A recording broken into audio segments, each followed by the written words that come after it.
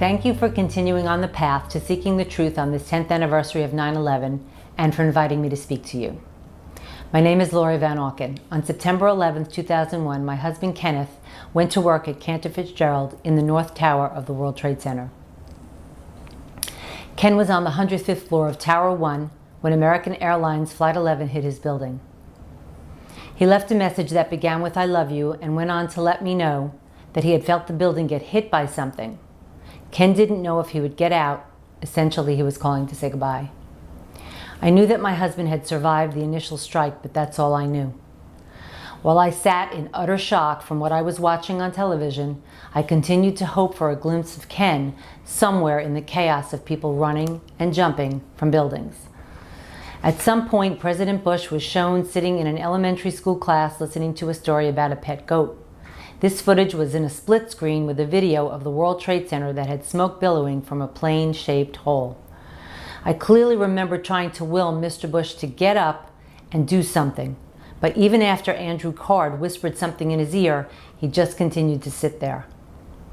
That was my first clue that something was not quite right.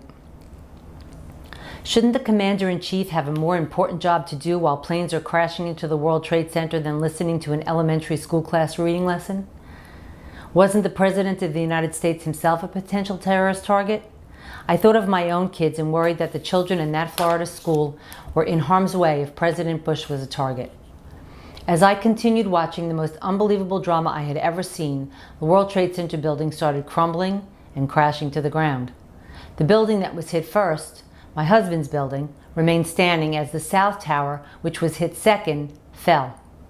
I thought, how did the South Tower get hit in the top corner of the building without that piece of the building falling away from the rest of the structure as you would expect it to? Suddenly, Ken's building exploded into dust as I watched, and people tried to run away from the gigantic wall of smoke and debris that seemed to follow them down the street. Really? Steel-framed skyscrapers could disintegrate just like that? As the news spread, our friends and family members seemed to appear from nowhere to sit with us while we waited for the news about Ken's whereabouts and condition. That first night, I got almost no sleep and made hundreds of phone calls to New York City and New Jersey hospitals, as well as the Red Cross, hoping to find my husband alive somewhere. We didn't find out how much our lives would change until 2 days later, when Howard Lutnick, the CEO of Cantor Fitzgerald, appeared on TV. That's when we learned that Ken didn't get out, that no one in the building above the impact of the airplane had gotten out alive. The sadness and horror that shrouded my family after September 11th cannot possibly be conveyed to you. Before long, the gnawing questions started overwhelming me. I wasn't eating or sleeping very much, and instead, I found myself hunched over my computer in my basement, reading and researching every 9/11 related article that I could get my hands on. Mindy Kleinberg and I live in the same town, and our husbands work for the same company, but we had never met prior to September 11th, 2001. Right after the tragedy, a mutual friend introduced us. Mindy and I began attending a support group that the families affected by Pan Am 103 Lockerbie had set up for the 9/11 families. There we met Bob Minetti, who had lost a child in the crash of Pan Am 103. At another meeting for 9/11 victims' family members, we became acquainted with Patty Casaza and Kristen Breitweiser. We began emailing each other about questions we had. Soon we would learn that there would be only a congressional investigation and only into the intelligence failures that led to 9/11. But by then we knew that every governmental agency had failed us on September 11th. NORAD, the FAA, the DOJ, etc., in addition to the FBI, CIA, and NSA. We wanted an investigation into all of the actions and failures that had led to the deaths of our loved ones and so many others on that horrible September day. Many people couldn't, or more likely didn't want, to hear the difficult questions regarding 9/11 that were emerging. But Bob Minetti listened and encouraged us to go to Washington, D.C. to ask for a comprehensive investigation. We learned that there was a stalled bill proposing a 9/11 commission and decided to go and see if we could light a fire under the lawmakers to push forward with the legislation for an inquiry. Asking for an investigation into 9/11 became a full-time job. The four of us planned a rally in Washington, D.C. for June 11, 2001, 9 months after 9/11, to garner support for our cause. When seeking meetings in Washington, you are asked for the name of your organization. Thus, the four of us, Mindy Kleinberg, Patty Casazza, Kristen Breitweiser, and I, became the September 11th advocates. Soon, other victims' family members from other states began referring to us as the Jersey Girls. Before long, the press picked it up as well. Gail Sheehy wrote an article about us called 4 9/11 Moms Battle Bush that told our story and brought public attention to our plight. The group of us that would later become the 12 members of the Family Steering Committee for the 9/11 Commission had now loosely formed. And we learned to split up in order to meet with as many senators and congressmen as we could on a given visit to Washington. As the final language for a bill that would give us the 9/11 Commission was almost agreed upon, we began to notice a lot of foot dragging. Vice President Dick Cheney had clearly been against having an inquiry from the start and was working behind the scenes to keep things from moving forward. Cheney was often seen on TV with some scary reason for why we couldn't have an investigation into 9/11. One time, while we were all together in Representative Porter Goss's office, Goss got a phone call from Cheney telling him to keep negotiating with us. Goss looked flustered by that phone call, and we were beginning to learn how Washington worked. We finally got fed up with the intense runaround that we were getting, with everyone blaming everyone else for the delay. We couldn't take it anymore and asked Senator Lieberman, Democrat of Connecticut, to organize a meeting with all of the involved parties in one room. And to our surprise, he obliged. During that gathering, it became painfully apparent to everyone that it was the Bush-Cheney White House that was causing the stalemate. As the meeting wore on, and it appeared once again that there wouldn't be an agreement to the terms, all of the 9/11 family members that were in attendance stood up in solidarity, saying that we would not leave without an agreement on the legislation. The press was outside waiting to hear about the outcome, and the White House knew it. That was a critical moment and a turning point for us. Finally, the House passed a version of our legislation for an independent investigation. When the Senate voted on their version of the 9/11 Commission bill, we were invited to Washington to witness the event. As the Senate voted on the 9/11 Commission legislation, we were there cheering. Then we learned about conference committees, where the two houses of Congress would mesh the versions of the legislation that each had voted on. We wanted 2 years for the investigation, but got only 18 months. Initially, only $3 million was allotted, compared with $50 million allotted to investigating the Challenger explosion. We wanted subpoena power for each commissioner, but with pressure from the Bush-Cheney White House, there was an agreement made that would allow subpoena power only if the chair and vice chair, or at least 6 commissioners, voted for it. This was a political body split between 5 Democrats and 5 Republicans. Getting 6 commissioners to agree to ask for a subpoena would have meant that one person had to jump over to the other side, which was highly unlikely. The commission legislation also gave guidance as to who would appoint the 9/11 commissioners. As per the legislation, President Bush got to choose who would head the commission. His first choice was Henry Kissinger. This news was getting some very negative press. Since Kissinger was informally known as the king of cover-ups, and we had fought long and hard for the creation of an independent investigation into the events of 9/11, this was unacceptable to most of us. Since Kissinger was tapped to head our commission, the Family Steering Committee asked to meet with him in his New York City office. A lot of research was done in preparation for that meeting, and we had learned that Kissinger and associates had some of the bin Laden family members as their clients. Henry Kissinger didn't want to publicly reveal his client list, but we knew that all of the commissioners were required to do so. After some polite conversation, I felt compelled to ask him directly if he had any Saudi clients or any clients by the name of bin Laden. After I asked my questions, he spilled his coffee and nearly fell off the couch. We'll never know exactly why, but the next day Kissinger resigned. President Bush then named Tom Kean, the former governor of New Jersey, as chairman of the 9/11 Commission, which was now taking shape.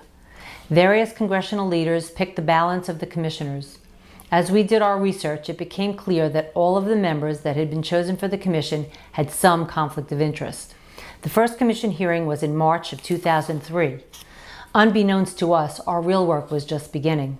As watchdogs of the commission, the next 2 years of our lives were exhausting and exasperating as we battled the White House, Congress, the commission's executive director, Philip Zelikow, and at various times both with and against the 9/11 commissioners themselves on the various issues that arose.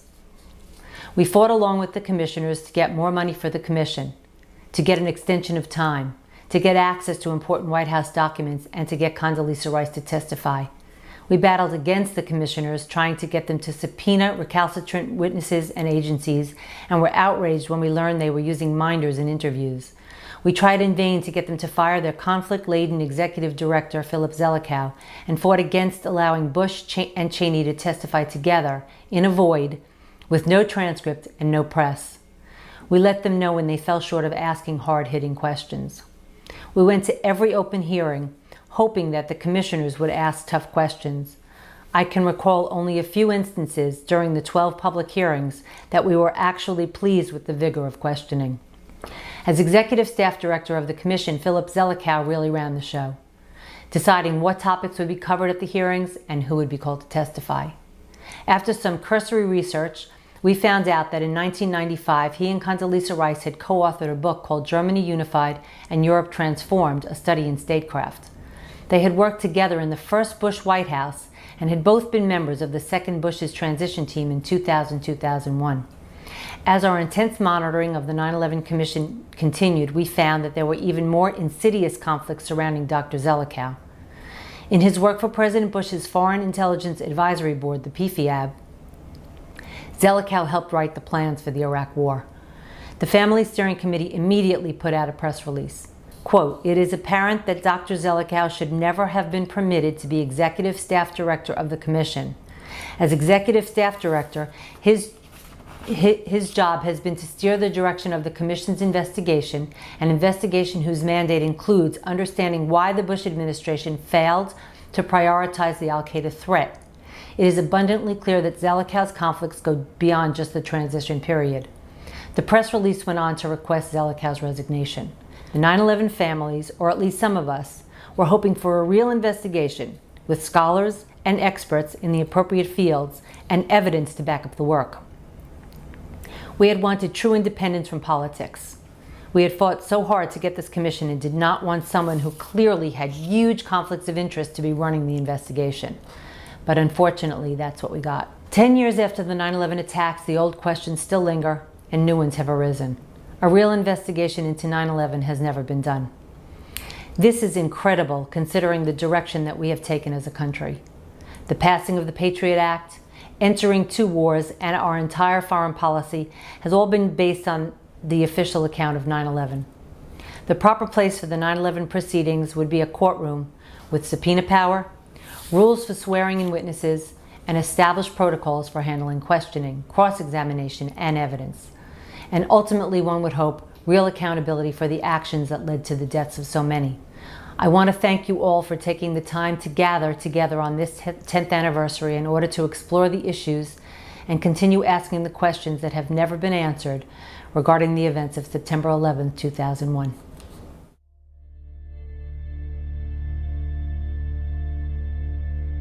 I define SCADs as concerted actions or inactions by government insiders intended to manipulate democratic processes and undermine popular sovereignty. All I did was looked at Iran-Contra, Watergate, Plamegate, the manipulation of intelligence to get us into the Iraq War, and I said, what would we call this? What should be the name of this phenomenon? And that's how I came up with this concept, state crimes against democracy. It tells us a lot that we didn't have a name for it. These used to be called high crimes or treason, but those terms have lost currency. I want to say SCAD's not another name for conspiracy theory. Conspiracy theories are allegations, suspicions. They're suspicions that public officials themselves do not endorse. And basically they're saying unless this is investigated and confirmed by an official study, then it's a conspiracy theory. The SCAD concept is a type of crime. The conspiracy theory is trying to get us not to talk about that type of crime, and that's what it amounts to. So by naming it, it's an important thing to name it in the sense that it gives us something to be specific about and talk about without being spurned and turned away by the conspiracy theory pejorative label. JFK, John Kennedy, and Robert Kennedy, both assassinated in the 60s. Both brothers. Both assassinated while campaigning. Both shot in the head. But nobody looked at that as a serial crime. Nobody said, in fact, we don't say Kennedy assassinations. We say the Kennedy assassination. And what that means is the President Kennedy. 9/11, we're looking at the events of 9/11, but we tend to not think of 9/11 as connected to the anthrax letter attacks. I call this incident-specific myopia. So it's a nearsightedness. I think of it as driven, we're like victims, we're like abuse victims. These shocking events are so overwhelming, they loom large in our minds, in our perceptions, and we can't see them as if we were above and looking at a bunch of them. We can only just see the one and then see the other. But it is the opposite of the way we think about most crimes. If there was a man who married a wealthy woman and the woman died of a freak accident, and then he married another wealthy woman and she died of a freak accident, we would say, this guy's killing his wives. We would certainly suspect that. We would interrogate him. We want to know, where were you when she died from the freak accident? It would be our automatic response. The TV shows on crime use this constantly. They will look for patterns in crimes to identify the suspect. It's just a normal thing. It's criminology 101. And yet when we look at elite political crimes, we see them one at a time. Even when there are obvious connections, like the Kennedy assassinations or the 2000 and 2004 elections. Why do we do that? Well, I mentioned part of it is the abuse syndrome. Part of it, there's just powerful norms that prevent us from suspecting it. The fact is the political class ostracizes anybody who says these things. The clearest example of these norms is the conspiracy theory label and how it operates. Now, what's so peculiar about the conspiracy theory label is it doesn't make any sense. Okay, the idea of conspiracy being an irrational belief, the idea in a conspiracy is a sound legal concept. We use it all the time. We prosecute gangsters in the United States for conspiring. Conspiracies happen. We know that. Iran-Contra, Watergate. So how can you have a concept that dismisses all conspiracies as improbable or impossible? It also doesn't make any sense. It's an unsubstantiated theory of its own. When people dismiss conspiracy theories, what they're doing is embracing a coincidence theory. They're assuming that all these things, yeah, they didn't catch the hijackers getting on the planes, and yeah, there was a group of elites who said we needed to have a new Pearl Harbor.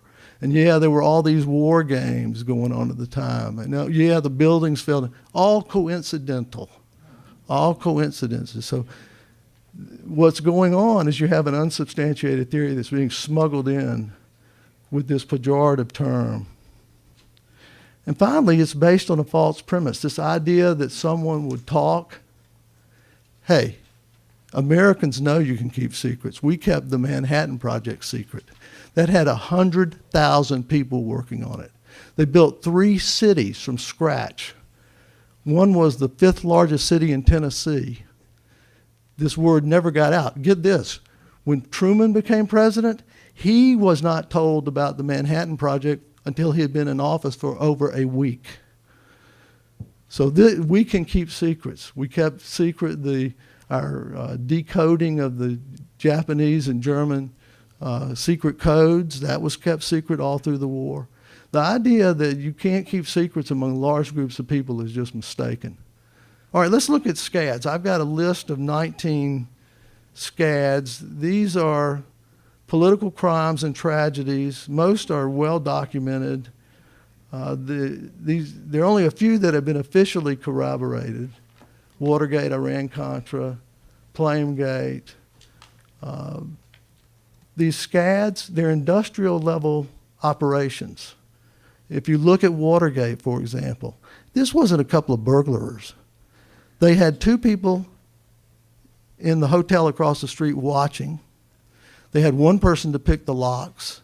They had 1 person to photograph the documents. They had 1 person to wiretap the phones. They had a whole crew of people. And it was a highly organized operation. So the difficulty in convicting people on this is often they don't know what their role is. They know what they did, but they don't know where it fits in the larger scheme of things. If you look at these skills and tactics, they're skills and tactics of military and intelligence professionals. And actually, some other work I've done, if you look at the development of them, you'll see that they tend to correspond with what we're doing in the international sphere. So we have a series of assassinations in the 60s. Well, at the same time, we were assassinating leaders internationally. So my suspicion is that these tactics tend to migrate back in to our domestic affairs. If you look at Watergate, Iran-Contra, and Iraq-Gate, and just look at the trajectory of criminality, Watergate was basically a maniac, Nixon, wanting to get reelected. And he did implicate some other people and get them to go along with him, but they did reluctantly participated in that. He hired the plumbers because the FBI would not wiretap the news media. So you have people saying they won't go along. When you get to Iran-Contra, now you've got a part of the military and a big chunk of the CIA implicated. When you get to Iraq-Gate, now we're talking the Justice Department with the torture memos and the preemptive war memos. You're talking a big chunk of the military with its preemptive war, and the CIA, of course. So it's becoming much more pervasive. I think it's a frightening trend. Last thing I want to mention, some things about 9/11. It fits the SCAD pattern. I'm just listing some SCAD characteristics. Intersection of presidential politics and foreign policy. Obviously, the 2000 election had undercut the legitimacy of the Bush presidency, and that was turned around after 9/11. It furthered the war on terror. It involves military and intelligence skills with aviation and demolition. The crime scenes were investigated superficially with the no check for explosives in the debris. The photographic evidence, the Pentagon, all the closed-circuit TV videos were confiscated, and only one was released, which was of very poor quality. But there was also a set of photographs taken of 9/11, a helicopter flying above it. These photos did not come out until 2010. It took a Freedom of Information Act request through NIST to be able to get it, and they were really shocking because they showed so much dust and this kind of patterning that looks like explosives. There's a name for it, pyroclastic pattern. There's something peculiar about this label, 9/11. Now, this would have been a top priority for people. If somebody inside the government arranged this, they would want it to be framed in a certain way and would have been thinking about this. So I don't think this is out of the range of possibility. If it's a planted meme, it may have the characteristics of the conspiracy theory meme, which was empty. It's vague, but it's emotionally charged. It's a conveyance of emotion, and it's foreign to the culture. If we look at 9/11, it's emotionally charged. It's connected to the emergency phone number 911. I mean, that itself is very suspicious. And I think that that's the connection that if this was designed, was intended to do, and that it may have been timed to be on that date to have that connection. 9/11 deviates from our naming conventions. We don't name holidays and events, frightening events, by the date. The only date I can think of that we have in America for a special date is July the 4th. But even that is Independence Day. Normally, we would name where the event happened, so Pearl Harbor, 3 Mile Island, or how it was done. So the anthrax letter attacks, for example, if we use that way of naming, we would call 9/11 the hijacked airplane attacks.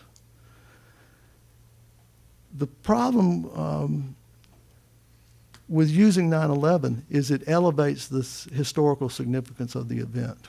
There's before 9/11 and there's after. And it immediately conveys this way of thinking. These are the kind of sciences I think we should try to expand. I've given you examples of them. I hope that you'll join with me in doing these, and I appreciate everybody letting me use all their material for my theorizing. Thank you.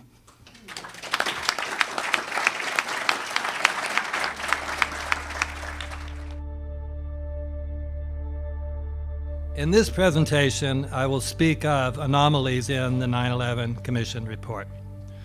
By anomalies, I mean features about and in this report that would not be expected on the assumption that the official account of 9/11 is true and the Commission was a truth-seeking body. After the 9/11 attacks, one might have expected the U.S. Senate to have had an investigation or hearings analogous to the Senate's Watergate hearings to determine who was responsible for the attacks.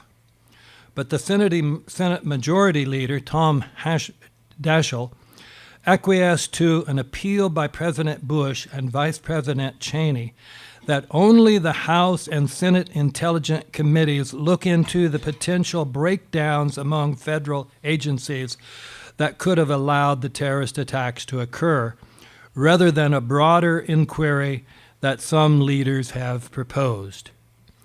Bush and Cheney made this request, they said, because a broader inquiry would take sources and personnel away from the war on terror. So the resulting joint inquiry, authorized in February 2002, did not inquire as to who was responsible for the attacks, but simply presupposed the truth of the claims made by the Bush-Cheney administration. There were continuing signs that the Bush administration did not want the truth about 9/11 to be discussed. I will cite 5 pieces of evidence. First, Bush appointed Henry Kissinger to head the 9/11 Commission, leading the New York Times to ask whether this was not a clever maneuver by the White House to contain an investigation it long opposed. When Kissinger had to resign because he refused to name his clients, Bush appointed former New Jersey Governor Thomas Kean, who had no experience with Washington and national issues, and Representative Lee Hamilton, who had previously served as a Democrat covering up a Republican crime, and who had become friends with Cheney. The Bush White House also managed to get Philip Zelikow, a close friend of Condoleezza Rice, appointed as the executive director. 3, Bush promised only $3 million for the commission, whereas Ken Starr's investigation of President Clinton's affair with Monica Lewinsky had cost almost $30 million. In March of 2003, the Commission asked for an additional $11 million, but the Bush administration turned the request down. Eventually, the Commission was given $15 million. 5, having declared that the Commission must finish its work by May 2004, the Bush administration delayed authority clearances for some of the commissioners. Commissioner Max Cleland said the White House wants to run out the clock here, with the result that the commission would not begin work until the middle of 2003, leaving it with less than a year to finish its work. The Bush administration later did allow for a few more months. In their preface to the 9/11 Commission report, Kean and Hamilton said that the commission sought to provide the fullest possible account of the events surrounding 9/11. In truth, the report provided was a fairly complete report of all the events surrounding 9/11 that could be used to support the official account of the 9/11 attacks. Evidence that some of the alleged hijackers, including Walid al-Shiri, said to have been on American Flight 11, which supposedly struck the World Trade Center's North Tower, were still alive after 9/11. The Associated Press reported that al-Shiri spoke on September 22nd to the U.S. Embassy in Morocco, explaining that he lived in Casablanca, working as a pilot for Royal Air Morocco. Defenders of the official account would later claim that this was a case of mistaken identity. But a 2001 BBC article entitled "Hijacked Suspect Alive in Morocco" made clear that the man of that name identified by the FBI as one of the hijackers was still alive. His photograph was released by the FBI and has been shown in newspapers and on television around the world. That same Mr. al-Shiri has turned up in Morocco, proving clearly that he was not a member of the suicide attack. He told Saudi journalists in Casablanca that he has now been investigated by the American authorities, who apologize for the misunderstanding. Nevertheless, the 9/11 Commission, writing as if none of this discussion occurred, endorsed the FBI's inclusion of al-Shiri with his photograph on the list of hijackers. The commission even said that al-Shiri was probably responsible for stabbing one of the flight attendants on American 11. The first page of the 9/11 Commission report says, among the air travelers on September 11 were Mohammed Atta and Abdul Aziz al-Omari, who arrived at the airport in Portland, Maine. Atta and Omari boarded a 6 a.m. flight from Portland to Boston's Logan International Airport. This story raises puzzling questions.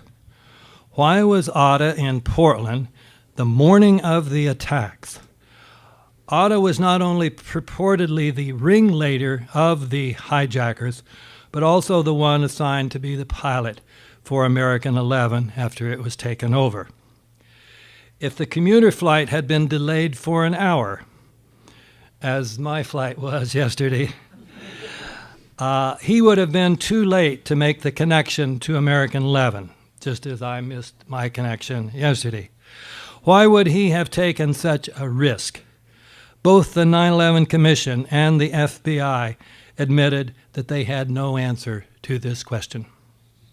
According to the official story, in any case, Atta was already in Boston on September 11th, but then took a rental car, a Nissan Altima, to South Portland, stayed overnight at the Comfort Inn, and then got to the jetport in time to catch the 6 a.m. flight to Boston. Although Atta caught the American 11 flight, his luggage did not make it. And after the attack on the North Tower, his luggage at the Boston airport was opened, which contained much evidence, including Atta's will, that seemed to prove that the attacks had been carried out by Al-Qaeda, at least if one did not ask why Atta would have taken his will on a plane that he planned to crash into the World Trade Center. Stories in the mainstream press, including Newsweek and the San Francisco Chronicle, had reported that Mohammed Atta had engaged in behavior that undermined the portrayal of him as a devout Muslim, behavior such as gambling, drinking alcohol, and enjoying lap dances. These reports were even pointed out in a Wall Street Journal editorial entitled "Terrorist Stag Parties," which said, several of the hijackers, including reputed ringleader Mohammed Atta, spent $200 to $300 each on lap dances in the Pink Pony Strip Club. Moreover, investigative reporter Daniel Hopsicker reported that while Atta was in Florida, he used cocaine and lived with a stripper. The 9/11 Commission report, however, does not mention any of these reports.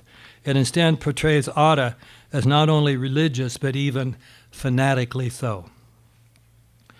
According to Professor Dietmar Makuli of Hamburg, who had been Atta's thesis supervisor in the 1990s, Atta's full name, like his father's, was Muhammad al-Amir Atta. And this young man was actually very religious. So much so that he prayed regularly, never touched alcohol, and would not even shake hands with a woman upon being introduced. Professor Makuli said, "I would put my hand on the fire that this Muhammad al-Amir I know will never taste or touch alcohol." The Muhammad al-Amir Atta that the professor knew was also described by him as very small, being 1.62 meters in height, which means slightly under 5'4", whereas the American Atta has been described as 5'8" and even 5'10". The 9/11 Commission never raised the possibility that the alcohol-drinking, cocaine-taking, lap dancer-paying man going as Muhammad Atta was a different man than the devout Muslim student in Hamburg. With regard to the official account of the Twin Towers, the Commission ignored all of the problems, such as how fire could have caused steel-frame buildings to have collapsed, especially straight down, totally, and in virtual freefall, and also how ordinary building fires, even if ignited by jet fuel, could have caused steel to melt. But the most anomalous omission about the World Trade Center was the fact that the Commission did not even mention the fact that World Trade Center 7, which was not hit by a plane, also came down totally. Amazingly, Hamilton evidently did not even know that his report did not mention World Trade Center 7. This fact was revealed in an interview of Hamilton by Evan Solomon of the Canadian Broadcasting Corporation, which went like this. Solomon, why didn't the Commission deal with the collapse of Building 7, which some call the smoking gun? Hamilton, well, of course, we did deal with it. Then, after the conversation had shifted to other topics, Solomon brought it back to this, saying, I just want to clarify something that you said earlier. You said that the Commission report did mention the World Trade Center 7, Building 7 in it.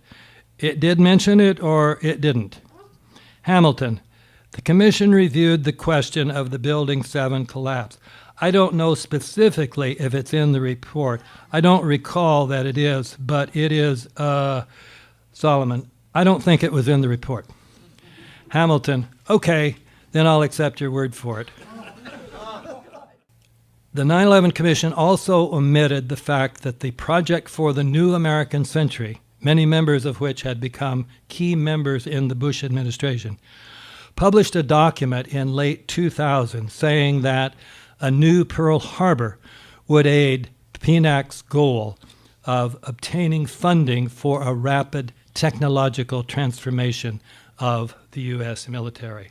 The report, headed by Zelikow, who had written NSA 2002, providing justification for attacking Iraq, omitted the fact that some key members of the Bush administration, including Donald Rumsfeld and his deputy Paul Wolfowitz, had been agitating for a war with Iraq for many years.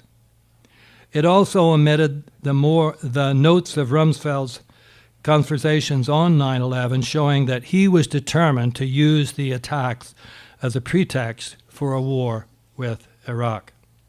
The Commission endorsed the claim of Donald Rumsfeld, the Secretary of Defense, that he was in his office talking with a CIA briefer during the 9/11 attacks until the Pentagon was hit.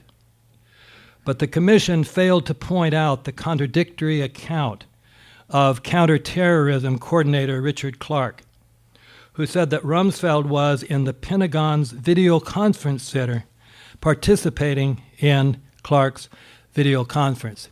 In fact, this is one of the most amazing things. Clark's book came out while the 9/11 Commission hearings were going, it became a national bestseller.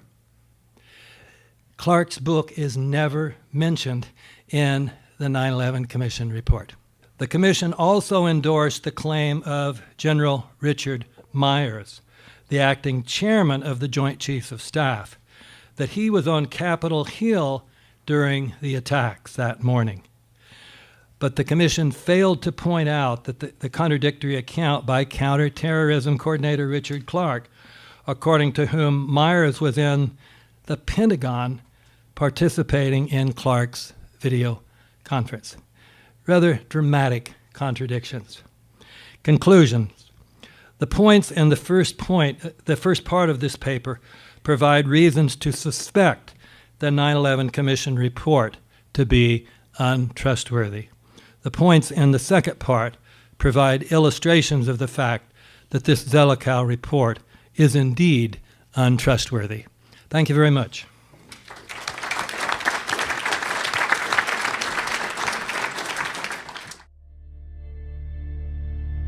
Today I will discuss evidence related to the official investigations conducted by the National Institute of Standards and Technology, or NIST, whose reports comprise the final official explanation for what happened at the World Trade Center on September 11, 2001. Before we get to the reports, however, let me mention that the first pertinent point to consider is the low probability that the only 3 instances of a skyscraper suffering global collapse due to fire occurred all on the same day in the same place. There have been many raging building fires, much worse than existed in any of the World Trade Center buildings, but no global collapse has ever resulted from those fires. The U.S. government has told us that it was the fire that destroyed all 3 buildings at the World Trade Center. We can see from these photos that the towers appeared to have exploded, starting at the top and then going all the way down. Also, high-velocity bursts of debris shot out from 10 to 30 floors below the collapsed front. At the top of each tower, the debris appeared to shoot upward and outward, as much of the solid structure turned to dust. This is counterintuitive to the idea that the building was being crushed downward. Some large steel column assemblies were shot outward for hundreds of feet. Many of us have asked ourselves, is this what it looks like when a building is softened or weakened from fire? NIST made the point that in no instance did they report that steel in the World Trade Center towers melted due to the fires. The melting point of steel is about 1,500 degrees Celsius. Normal building fires and hydrocarbon fires generate temperatures much lower than that. NIST reported maximum upper layer air temperatures, and that's air temperatures, of only about 1,000 degrees Celsius. In other words, diffuse hydrocarbon fires such as these cannot produce temperatures high enough to melt steel. Unfortunately, many prominent media and political figures have suggested that very thing and continue to do so. The fire resistance of tall buildings like those at the World Trade Center is ensured through testing of samples prior to construction. My former employer, Underwriters Laboratories, tested and certified the fireproofing used in the World Trade Center towers, as seen in this quote from the company that manufactured the fireproofing. UL tested the steel components used in the World Trade Center towers to meet the 1968 New York City Fire Code. That meant that the column assemblies had to withstand 3 hours of intense fire, and the floor assemblies had to withstand 2 hours of intense fire in a test furnace. And of course, the biggest problem with this is that one of the towers failed in 56 minutes. Here's the fellow that told me about this testing, Loring Knobloch, who was the CEO when I worked there. He later wrote to me and a few others saying, "We tested the steel with all the required fireproofing on it, and it did beautifully. As we do not do follow-up service on this kind of product, we can give only an opinion on the test sample, which was indeed properly coded, and we tested the code requirements, and the steel clearly met those requirements and exceeded them." And as I said, UL later participated in the NIST World Trade Center investigation, which was a clear conflict of interest. A question NIST tried to answer was, how could the World Trade Center towers collapse in only 11 seconds and 9 seconds, speeds that approximate that of a ball dropped from a similar height in a vacuum? And we independent investigators agree that the buildings came down essentially in free fall, and this is an important starting point. This violates two fundamental laws of physics, one being the law of conservation of momentum, and another being the law of conservation of energy. The first law means that hundreds of thousands of tons of material in the cold lower section should have slowed the upper part of the building simply due to the mass of the lower section. The second law requires that deformation of the lower section would consume energy, slowing the fall even more. Another point of agreement among all parties is that the theory that was claimed to be the most probable root cause for many years, called the pancake theory, in which the floors pancake down upon each other, is no longer supported by NIST. It's really no longer supported by anyone. And since 2004, when my former company did test models of the floor assemblies, the pancake theory has no longer been viable. The NIST World Trade Center report is over 10,000 pages. It was originally published only for the towers in 2005, and like previous reports on the subject, it was focused only on the fire-induced collapse hypothesis. NIST made no real effort to examine the explosive demolition hypothesis. NIST's stated goals were to explain why and how World Trade Center buildings 1 and 2 collapsed after the initial impact of the aircraft, and why and how World Trade Center Building 7 collapsed. The scientific tests that NIST performed to reach its conclusions included tests to determine gas temperatures, tests to determine steel temperatures, tests to determine the possibility of floor failure, tests to determine the possibility of fireproofing loss. Unfortunately for NIST, none of the tests it performed supported its conclusions, as we will see. NIST therefore based its entire explanation on computer models. A summary of what NIST found was as follows. The aircraft severed columns, loads were redistributed, fireproofing was widely dislodged, high temperatures weakened columns and floors, floors began to sag, sagging floors pulled exterior columns inward, causing them to buckle. Instability spread around the entire building, and then they simply said global collapse ensued. We'll examine each of these steps. The first step in this sequence was that columns were severed. Again, it's agreed that the core columns were massive and over-designed, and the perimeter columns were made of super strong steel. But NIST now admits that 14 to 15% of the columns were severed in the World Trade Center towers. This is compared to original design claims published in the Engineering News Record when the buildings were first announced.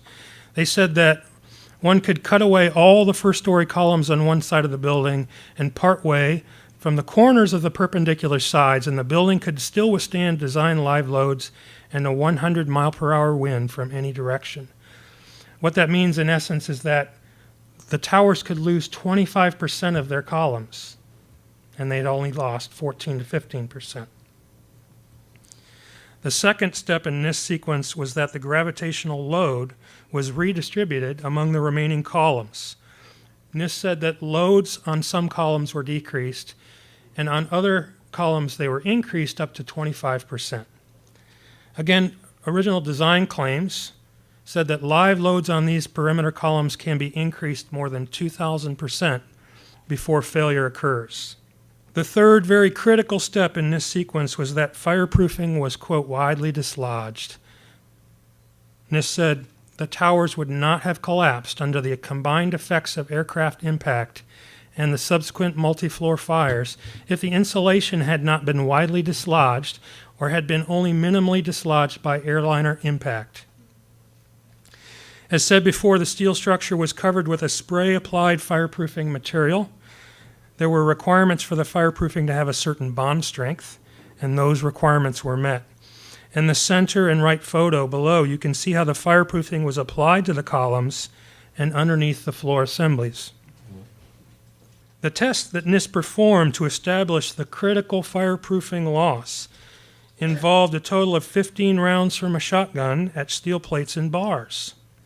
Here you can see photos from the NIST report of the results of these tests. But NIST did not explain how a Boeing 757 airliner could be converted into many thousands of shotgun blasts, which would need to be pointed in all directions to shear off the fireproofing. A real serious problem with this is NIST provided to us the energy requirements, and too much energy is required for this.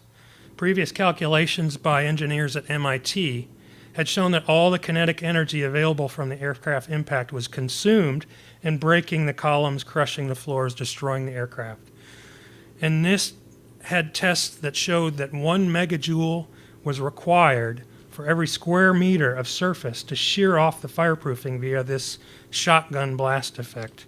That's more than 6,000 square meters of column, floor deck, and floor joist surface, according to the NIST report.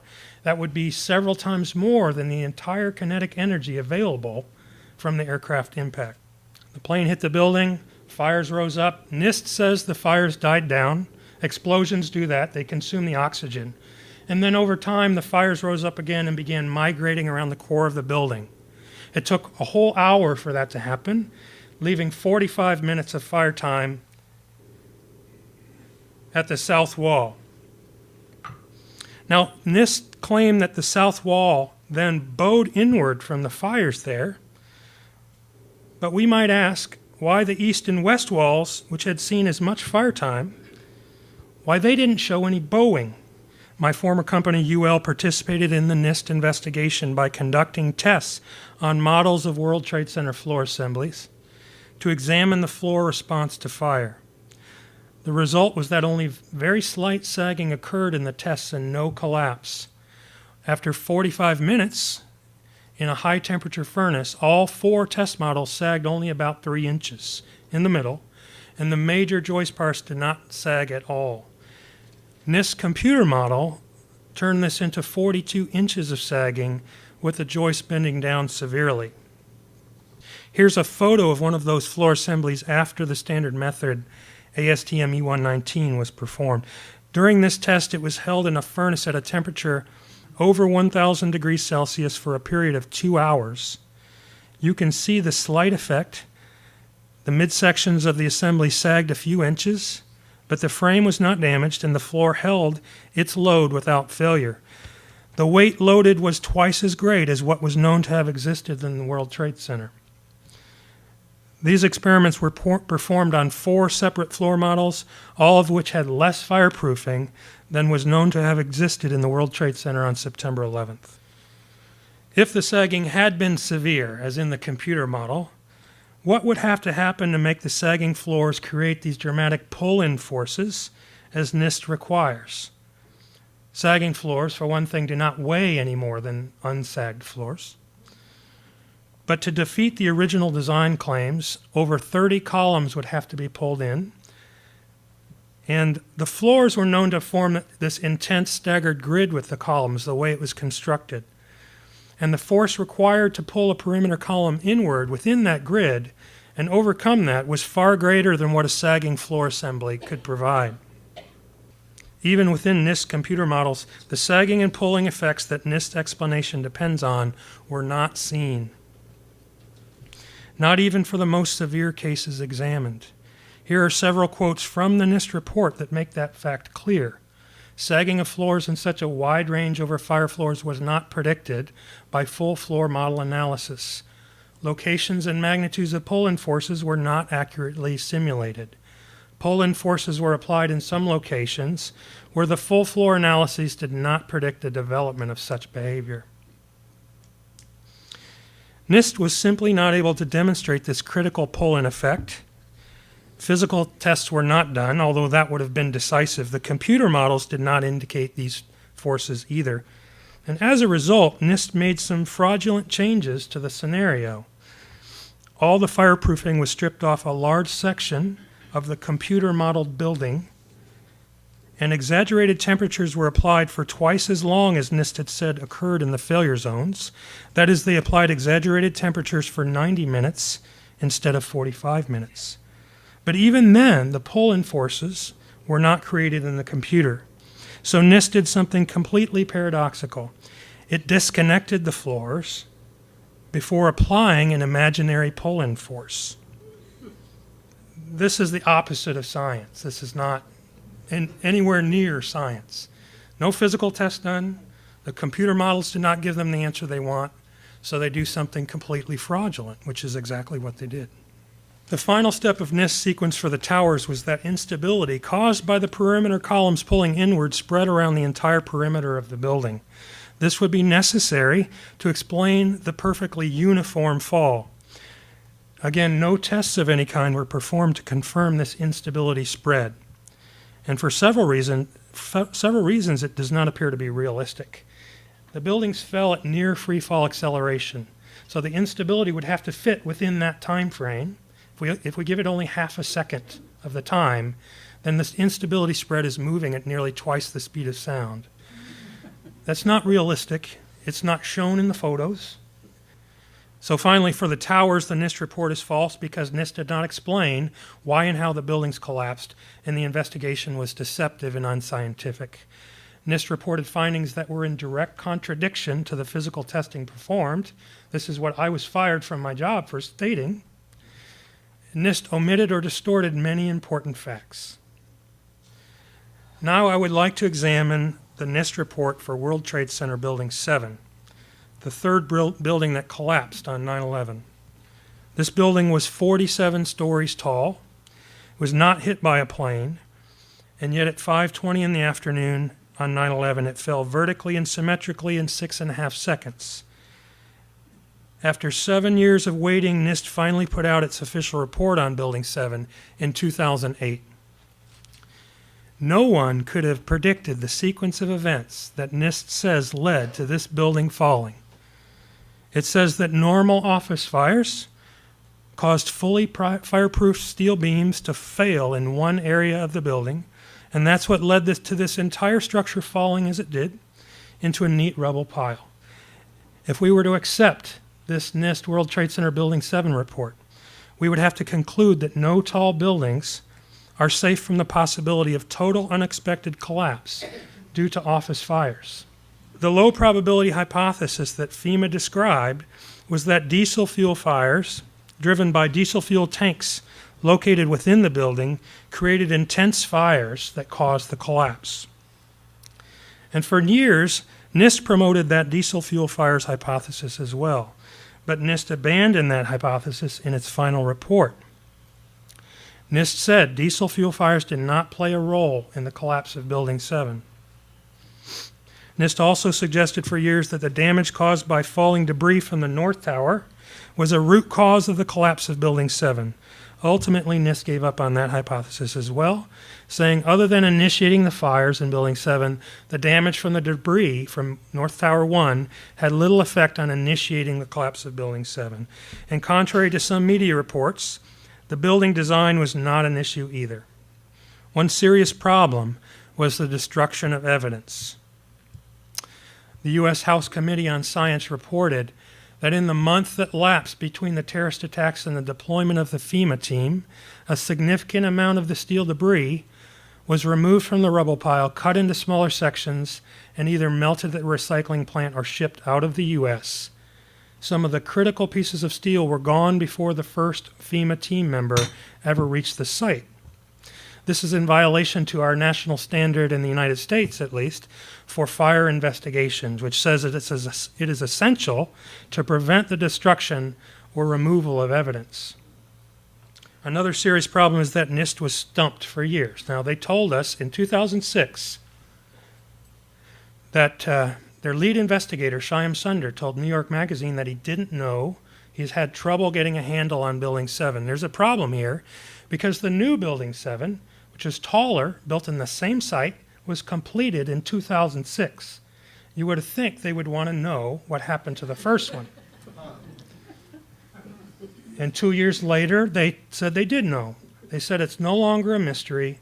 The same man, Shyam Sunder, the lead investigator, it's all about science, and the obvious stares you in the face. So we'll take a look at NIST's final theory now and discover for ourselves whether or not it's obvious, but we should remember that it's entirely computer-based. NIST did no physical testing at all to support its Building 7 report. Here are the basics of the NIST explanation for what happened to Building 7. The fact is they're saying that fire-induced thermal expansion of the floor system surrounding column 79 led to the collapse of floor 13, which triggered a cascade of floor failures. In this case, the floor beams on the east side of the building expanded enough so that they pushed a girder spanning between two columns, and this caused the girder to walk off its seat. You'll see more in detail. But basically this, here in the lower left, you see a diagram of a beam from the NIST report pushing a girder off its seat. That caused the whole building essentially to collapse. An important point here, when we're talking about floors and the beams below them, is something called shear studs. The NIST interim report from 2004 said that most of the beams and the girders were made composite, or one piece, the floor and the beam, one piece with these studs. In a deceptive turnabout, in their final report, they said that no shear studs were installed on any of the girders. Unfortunately for NIST, it's not just its own 2004 interim report that contradicted this vital aspect of the final theory. The presence of shear studs on all the girders was also described by John Salvarinis, the project manager for Building 7, from the company that supplied the steel components. This diagram from an academic paper that Salvarinis wrote in 1986 showed that there were 30 shear studs on that critical girder. And for the question about where column 79 is, it's right here.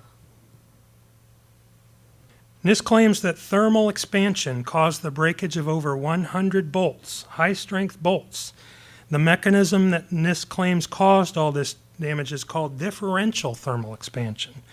This is when the expansion of the beam below is much greater than the expansion of the concrete's floor slab above it when they're both heated in a fire. Thermal expansion is not a new phenomenon, as NIST suggests, but has been a consideration throughout the history of structural design. You can see that point made here by two building professionals from Australia who wrote a response to NIST on its Building 7 report. These building professionals reported that they had actually done physical tests to see what thermal expansion would do to floor assemblies. These were just the kinds of tests that NIST should have done. Structural engineer Ron Brookman, a colleague of mine, made a FOIA request to NIST in 2009 asking for the calculations and analysis behind the claim of girder walk-off failures. NIST responded that the release of that information might jeopardize public safety. Because thermal expansion is a function of temperature, we need to know what temperature NIST says the beams reach so that we can estimate how much they expanded. This was a tricky question for NIST because at temperatures as high as 600 degrees Celsius, the steel will lose some strength and stiffness and therefore not be able to extend into the girder. At the same time, if the temperature is not high enough, there wouldn't be enough expansion of the beams. What NIST settled on was just in the area of the northeast corner of floor 12, the beam temperatures reached 400 degrees Celsius. On the lower part of this slide, you can see an example of just how tenuous NIST computer models were with respect to reality. NIST computer models had all the steel heating to extreme temperatures and all the bolts and other connections breaking within a matter of about 2 seconds. This is an example of how NIST computer modeling was not realistic. Once the temperature distribution for its theory was settled, NIST found a way to suggest that the differential thermal expansion could be possible, at least in the computer. They simply didn't heat the floor slab above. And this is what most scientists might call fraud. If you don't heat the floor slab, of course the beam's going to extend in differential expansion. Another thing NIST said was that there were 7-hour fires in Building 7, which gave the impression that the fires were very long and very hot. But early photographs did not show fires on floors 11 through 13, where NIST says the first failures occurred, until after 2 p.m. And the building fell less than 3.5 hours later. So there could not have been 7-hour fires in those areas. Underwriters Laboratories provided the fire resistance information for Building 7 as well. There were requirements for fire resistance of the columns and floor steel in Building 7, just as there is for any skyscraper. The requirements were that these steel components had to withstand 2 to 3 hours of intense fire in standard tests. Another problem that NIST did not explain is that the fires on floor 12 were completely burned out at least 30 minutes before the building fell, and it's well known that steel cools quickly after a source of heat is removed.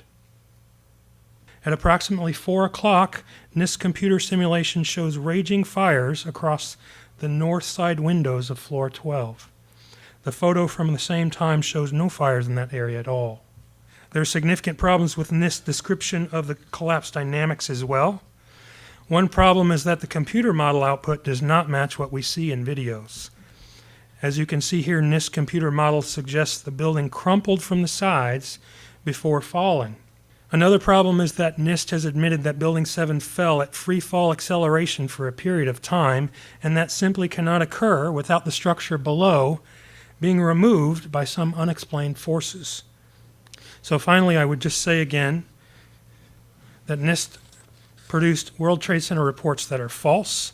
They did not explain why and how the buildings collapsed, and the investigations were deceptive and unscientific. NIST reported findings that were in direct contradiction to the physical testing performed. NIST omitted or distorted many important facts. They will not share the results with the public, and therefore, an important point here, these results cannot be independently verified as required in science. And NIST's explanations have not been taken seriously by the building construction community. So thank you.